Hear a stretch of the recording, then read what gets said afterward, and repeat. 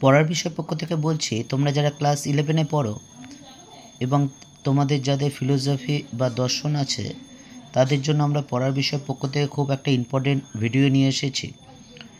আজকে আমরা চতুর্থ অধ্যায়ে আলোচনা করব চার বাক কর্তৃক অনুমান প্রমাণ খণ্ডন। এটা 3 নাম্বার আছে এই চ্যাপ্টার থেকে। তা এই চ্যাপ্টারটা আমরা পড়ার বিষয় পক্ষ থেকে মনে করি যে তোমরা যদি বিষয়টা না বুঝতে পারো তাহলে কিন্তু সেই সম্পর্কে সম্যক ধারণা হবে না, আর সম্যক ধারণা না হলে অবজেক্টিভগুলো অন্ধের মতো মুখস্থ করতে হবে। ফলে তোমার কিন্তু মুখস্থ করতে প্রথমত অনেক সময় লাগবে এবং ভুল হওয়ার সম্ভাবনা থাকে। তাই আমরা পড়ার বিষয় পক্ষ থেকে সিদ্ধান্ত নিয়েছি যে তোমাদের চ্যাপ্টারটা খুব ছোট করে খুব সংক্ষেপে বুঝিয়ে দেব। যদি তোমরা এটা বুঝতে পারো তাহলে তোমাদের অনেক সুবিধা হবে, এবং যদি না বুঝতে পারো তাহলে কিন্তু আমাদের জানিও কোন জায়গাটা না বুঝতে পারছো। আমরা আমাদের সাধ্যমতো চেষ্টা করব। তা চলো শুরু করি। তা ভারতীয় দর্শনে আস্তিক এবং নাস্তিক সম্প্রদায় আছে। যারা বেদকে প্রমাণ বলে স্বীকার করেন তারা আস্তিক, এবং যারা বেদকে প্রমাণ বলে স্বীকার করেন না তারা হচ্ছে নাস্তিক। ভারতীয় দর্শন সম্প্রদায় আমরা আগেই বলেছি 6টা আস্তিক সম্প্রদায় আছে এবং 3টি নাস্তিক সম্প্রদায় আছে, এবং এই 3টি নাস্তিক সম্প্রদায়ের মধ্যে একটি অন্যতম হলো চারবাক সম্প্রদায়। এবং চারবাক সম্প্রদায় হলো চরমপন্থী নাস্তিক। অন্যান্য যে দুটো নাস্তিক সম্প্রদায় আছে অর্থাৎ বৌদ্ধ ও জৈন চারবাকদের তুলনায় কম নাস্তিক, এই জন্য চারবাকদের বলা হয় কিন্তু চরমপন্থী নাস্তিক। এবার আমরা দেখব এই চারবাকদের সাথে অর্থাৎ অন্য দুটি চারবাকদের সাথে অর্থাৎ চরমপন্থী নাস্তিকদের সাথে নরমপন্থী নাস্তিক অর্থাৎ বৌদ্ধ ও জৈনদের মধ্যে কী পার্থক্য আছে। চারবাকরা বেদের চরম বিরোধী, কিন্তু সেই তুলনায় বৌদ্ধ এবং জৈনরা কিন্তু চারবাকদের তুলনায় অনেকটা নমনীয়। দ্বিতীয় পয়েন্ট হচ্ছে চারবাকরা জড়স্থূলবাদী, অর্থাৎ চারবাকরা মনে করেন যে জড় পদার্থ থেকেই সব কিছু তৈরি, কিন্তু বৌদ্ধ বা জৈনরা কিন্তু তা মনে করেন না। 3 নম্বর দেখো, চারবাকগণ কর্মফল ও জন্মান্তরবাদে বিশ্বাসী না। কর্মফল মানে এক জীবনের কর্মের ফল পরজন্ম ভোগ করতে হয়। জন্মান্তরবাদ মানে এক জন্মের পর কর্মফল ভোগ করার জন্য আবার জন্মগ্রহণ করতে হয়, একেই বলা হয় জন্মান্তরবাদ। কিন্তু বৌদ্ধ এবং জৈনরা কিন্তু তা বিশ্বাস করে। চতুর্থত, চারবাকরা আধ্যাত্মিক এবং চেতনা সত্তায় বিশ্বাসী নয়, অর্থাৎ চারবাকরা আধ্যাত্মিক এবং চেতনা সত্তায় বিশ্বাসী নয়, কিন্তু বৌদ্ধ এবং জৈনরা কিন্তু বিশ্বাসী। চারবাকরা কামকে অর্থাৎ তারা একটা জায়গায় বলেছে ধার করে ঘি খাও, অর্থাৎ ইন্দ্রিয় সুখকেই তারা পরম বা চরম পুরুষার্থ বলে মনে করেছেন। অর্থাৎ কাম তাদের কাছে কামই হলো চরম বা পরম পুরুষার্থ। অন্যদিকে বৌদ্ধ বা জৈনদের কাছে মোক্ষ হলো চরম বা পরম পুরুষার্থ। এইবার আমরা আলোচনা করব এই যে চারবাক সম্প্রদায় বলছি, এই নামটা এলো কোথা থেকে। এটা নিয়ে বিভিন্ন মতবাদ আছে। প্রথমত দার্শনিকদের একাংশ বলছেন চারবাক নামক এক ঋষির নাম অনুসারেই এসেছে। দ্বিতীয়ত চারুবাক অর্থাৎ সুন্দর কথা, শ্রুতিমধুর কথা, এই শ্রুতিমধুর কথা বা যে কথা শুনতে ভালো লাগে তাই হচ্ছে চারবাক, যে দর্শনে আলোচিত হয়েছে। অর্থাৎ সুন্দর কথা বা শ্রুতিমধুর কথা যে দর্শনে আলোচিত হয়েছে তাই হচ্ছে চারবাক। তৃতীয়ত মতবাদ হচ্ছে যে দার্শনিকদের একাংশ বলছে চারবাক শব্দটি চর্ব ধাতু থেকে এসছে। চর্ব ধাতু কথাটির অর্থ হলো চর্বণ করা বা চিবিয়ে চিবিয়ে আরাম করে খাওয়া, এবং চারবাক দর্শনরা যে আরাম বা দৈহিক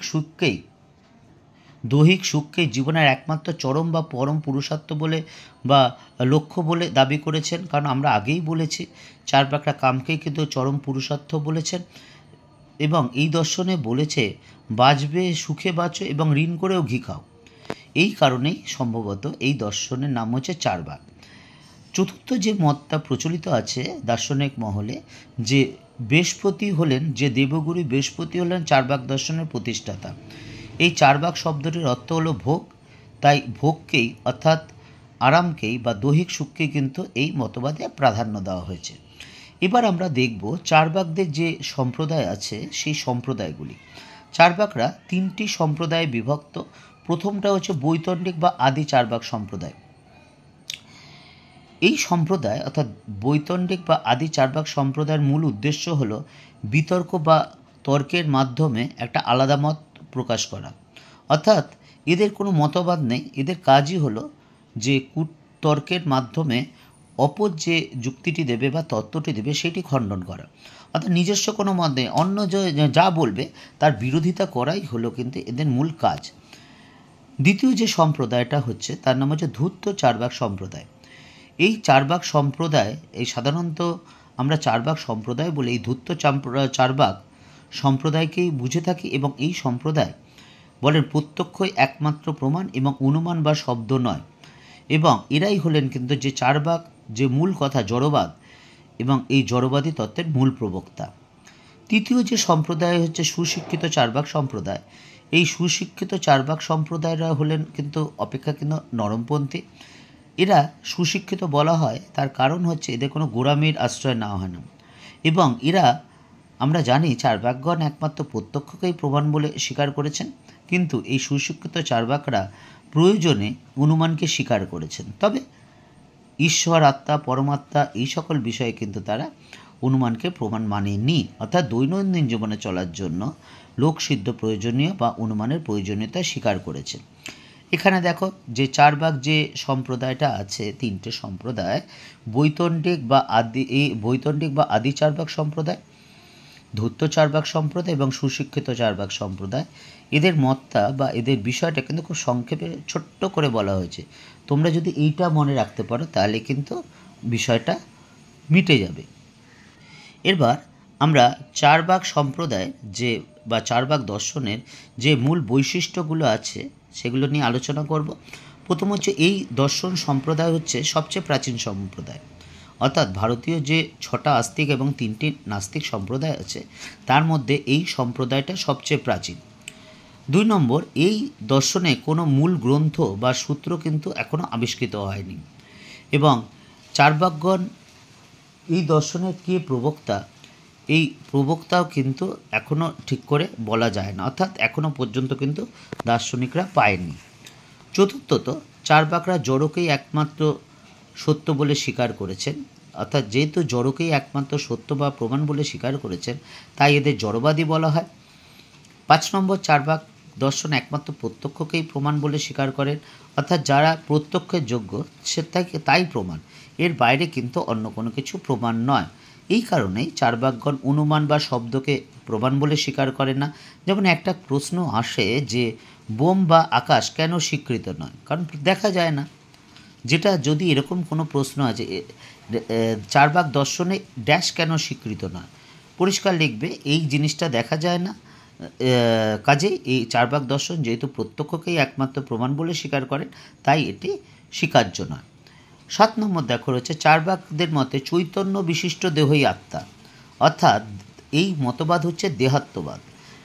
এই দেহাত্মবাদকে বলা হয় কিন্তু ভূত চৈতন্যবাদও। এবং চার্বাক সম্প্রদায়ের স্বাভাবিক পরিণতি হলো কিন্তু স্বভাববাদ, কারণ তারা যে ক্ষিতি অব তেজ মনের যে জড় চতুর্ভুজ এই জড় চতুর্ভুজ তাদের স্বাভাবিক নিয়মে মিলিত হয়ে দেহ বা চৈতন্যের সৃষ্টি হয়। এতে ভগবানের কিন্তু কোনো ভোগ নেই, ভগবানের কোনো ভূমিকা নেই। অর্থাৎ ক্ষিতি পৃথিবী, অপ জল, তেজ আগুন, মরুত হাওয়া, এই 4টি জড়ভূত তাদের স্বাভাবিক নিয়মে মিলিত হয়ে আকস্মিকভাবে দেহ ও চৈতন্যের সৃষ্টি হয়েছে, এবং এতে কিন্তু ভগবানের কোনো হাত নেই। পরেরটা দেখো স্বভাববাদ।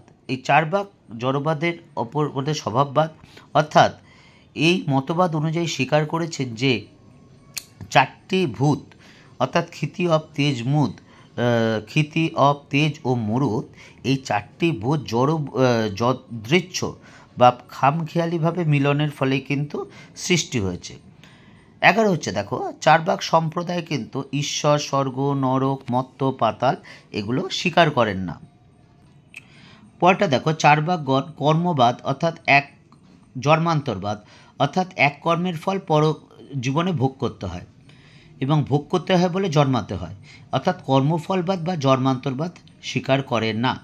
পরটা দেখো চার্বাক সম্প্রদায় কিন্তু মানে সাধারণ মানুষ এই নীতি গ্রহণ করে বা সাধারণ লোকেরা সাথে মতবাদের সাথে সঙ্গতিপূর্ণ, তাই একে লৌকিক দর্শন বলা হয়। চার্বাক দর্শন যেহেতু বলেছেন যে যতদিন বাঁচবে সুখে বাঁচো, ধার করেও ঘি খাও, এই কারণেই চার্বাক দর্শনকে সুখবাদী দর্শন বলা হয়। এবং এই সুখবাদী দর্শনের মধ্যে যে 4টে পুরুষার্থ আছে, অর্থাৎ ধর্ম, অর্থ, কাম, মোক্ষ, এই কামকেই এর জন্য তারা কিন্তু চরম বা মুখ্য পুরুষার্থ বলে স্বীকার করেছেন। তাদের কাছে ধর্ম, অর্থ এগুলো কিন্তু মুখ্য নয়, অর্থাৎ একমাত্র মুখ্য পুরুষার্থ হলো কিন্তু কাম বা দৈহিক সুখভোগী কিন্তু তাদের একমাত্র চরম বা পরম লক্ষ্য। তা আমরা এই চ্যাপ্টারটা বোঝালাম পড়ার বিষয় পক্ষ থেকে। যদি ভালো লাগে অবশ্যই চ্যানেলটি লাইক করো বা সাবস্ক্রাইব করো। আমরা আমাদের পড়ার বিষয় চ্যানেলে ইতিহাস, পল সায়েন্স বা ফিলোসফি ও এডুকেশনের এই 4টি বিষয় সব চ্যাপ্টার থেকেই অবজেক্টিভ দেওয়া আছে এবং কিছু কিছু বোঝানোও আছে। যদি ভালো লাগে অবশ্যই চ্যানেলটি লাইক করো বা সাবস্ক্রাইব করো।